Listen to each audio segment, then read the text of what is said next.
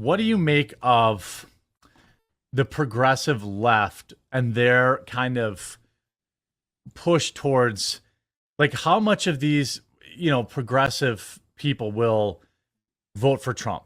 Like, you have this, None of them. Right. No. Okay. That's what I think too. The leftoids are more likely to just stay home and just sit it out. But which is still a vote for Trump. Yeah. I mean, it's still helpful. It's just, I mean, I can't imagine if you're an Antifa member, you're probably not voting for Donald Trump. But what about these people? What would you classify Jimmy Dore as?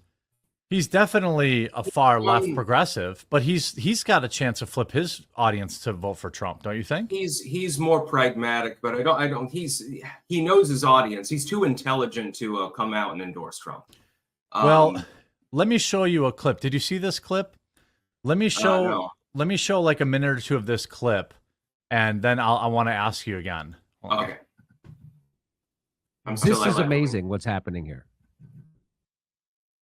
So this is amazing. They got a Kennedy. That the Democratic Party is so corrupt. The Democratic Party is so fascistic, so anti-democratic that they got Bobby Kennedy to endorse a Republican for president. That's how bad the Democratic Party is. And they're in collusion with the corporate media. The Democratic Party is the establishment party now. And they're in bed with the media. And the media is covering for them. They told you Joe Biden was fine up until 5 minutes ago. They all lied to you. The media, I mean. They're all cheap fakes and this. You guys are conspiracy theorists. CNN is the liars. CNN is the conspiracy theorists. CNN are the evil. The MSNBC, the ABC News, the Washington Post, the New York Times, they're evil. And they're bought by the people who don't give a shit about you. It's all smoke and mirrors. All of it. So this is groundbreaking what's happening in politics right now. These Republicans cheering a populist message that you would think was supposed to come from the Democratic Party, but it ain't. It's coming from the Republicans. Crazy. People are asking, am I really falling for this? What do you mean falling? What does that mean? Well, at least they're saying it. First of all, I certainly trust the people are saying, can you trust what they're saying? I trust Bobby Kennedy, what he's saying. Certainly. I do. Trump didn't start any wars. He's the only president that didn't start any wars. And the deep state tried to kill him. So I made that point on Benny Johnson's show last night. You say what you want. They're not trying to kill Joe Biden. They're not trying to kill Kamala Harris. They are trying to kill Trump. And why is that? Because Trump has the naive idea that the president should control the intelligence community and the president should control the oh, hi, baby. And the president should control the military. That's what Trump thinks. So then you realize that no president has controlled the military since JFK. None of them. And Trump thought the president should. And that's why they're trying to kill him. So you can't deny that. So it's not about falling for. What do you mean fall? I just saw a stadium full of Republicans cheering for environmental policy, cheering for freedom of speech, cheering for ending wars. Are you going to fall for that? You think all the people in that crowd are lying? You don't think they're genuinely enthusiastic? Because they are. So that's a populist message. So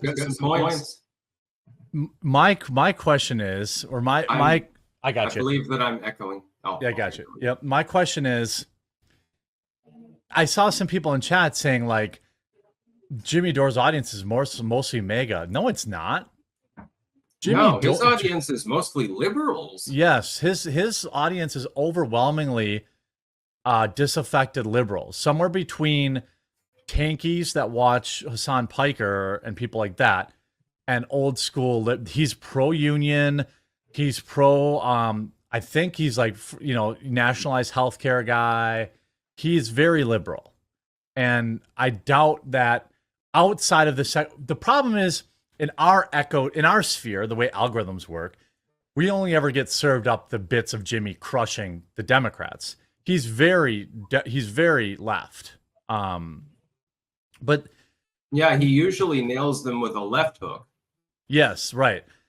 My question is this is this just hopium for me that like people like progressives will actually vote for Trump? Like his audience, not Hassan Piker's free Palestine people are still going to vote for Kamala Harris. But what about these guys? Some of them at this point will stay home, I think, too. Union Dems, they may cross back over for Trump, which is helpful in the Rust Belt states. Some liberals, the ones that are more prosaic and have more intelligence, I think that they'll vote for Donald Trump. But I wouldn't expect to see change. I do expect that the RFK Jr. endorsement does change the metric. That'll add a couple of points to Trump's polling, which will give him the lead, especially in competitive states. But we can't overstate the importance. We have to be pragmatic about its importance. Yeah, I mean, it might get him a state. It might, but it's in no way. It could toss a couple of states to him. I mean, when the race is so close, I think that 2 points, maybe 2.5. That's probably the gradient we're looking at. 2.5 would be best case scenario. Low side 1 point, but 1 point is all it would have taken to win. 1 point wins Wisconsin. You know what I mean? Pennsylvania. Yeah, in Pennsylvania. And certainly Georgia, North Carolina. Well, that's the election. Yeah. So I think that it is meaningful. I just think that RFK Jr. Originally people said, well, he's going to steal a bunch of votes from Trump. And then the Democrats complained and said, well, he's going to steal a bunch of votes from Biden. I thought that it was 50-50 pretty much the whole time. But if somebody's a core fan of his, so it's not a partisan who is simply disaffected, I think then they go to whoever he endorsed. So we're talking about a point, maybe 2 points or something like that. Yeah, I think, what it does is it does normalize people like, I think basically you and I even too, like liberals who are Trump guys, people who used to vote left, it gives them an out to support Trump. Like, I'm not a Trump guy, but I'm an RFK guy. And it gives them a hall pass, Yeah. And I think Trump, like Infinity Stones in Marvel, should be looking to get everyone else that he can. Who cares if you give them some job that they want? Like, who cares? I think he should try to get Jill Stein. Like, hey, Jill, we agree that the system is rigged. How about I wouldn't do that because Jill Stein is only drawing voters that would otherwise vote Democrat. Same with good point. Yeah. Good point. But I mean, there are other people. Like obviously, Tulsi is going to be one because RFK. It's planned that she's going to endorse him later today, and she should. Now, I don't think she swings any votes, but it creates headlines. And if Trump can create this, okay, RFK joins him, Tulsi joins him, then another one on Friday, then another one, then another one. It's like you create this momentum, even if it's not real, it becomes real. Like. RFK endorsing him, that is a real thing. Tulsi, I mean, does Tulsi swing any votes? Maybe only a few, but I mean, every little bit counts. That's the whole point. Yeah, that's what I mean. And we're talking about an election that might be decided by a few tens of thousands of people. Yes, and like RFK said, and by the way, did you see that? Remember when we said? Remember when I said RFK Jr. Stumping for Trump, and you're like, he's not going to do that. He came out and said he is. He came out and said that he's going to be on the campaign trail with Trump, which is actually kind of impressive. Yeah, like a Kennedy campaigning for a Republican is definitely on a different order of magnitude. Here he is on Fox. RFK Jr. just told Fox News that he will be actively campaigning with President Trump.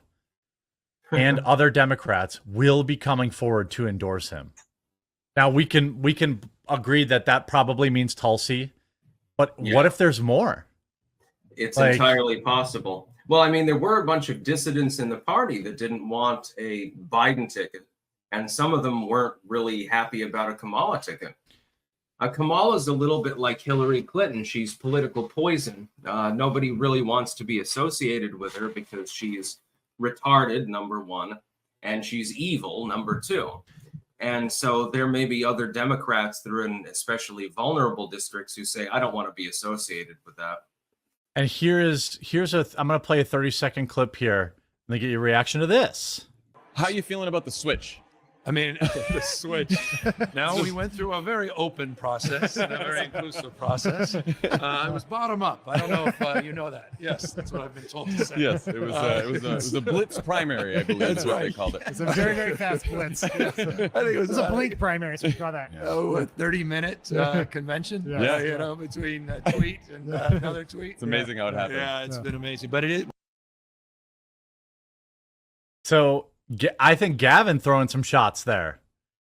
I think Gavin Newsom wanted to run, and I think they told him to get bent. I think they said, we're going to go with Kamala. We're not going to do, because he would have beat her in an open primary too. He absolutely has presidential ambitions. He will probably be a candidate in 2028. Yes. He'll lose, but he might be the victor in the primaries. I don't think he can win a general, especially if it's against like J.D. Vance or something like that. Yeah, he's salty though. He's like, oh yeah, what'd you think of that primary? Well, that's what I've been told to say. Last like 30 days. Yeah, like, I mean, he's right. He's right.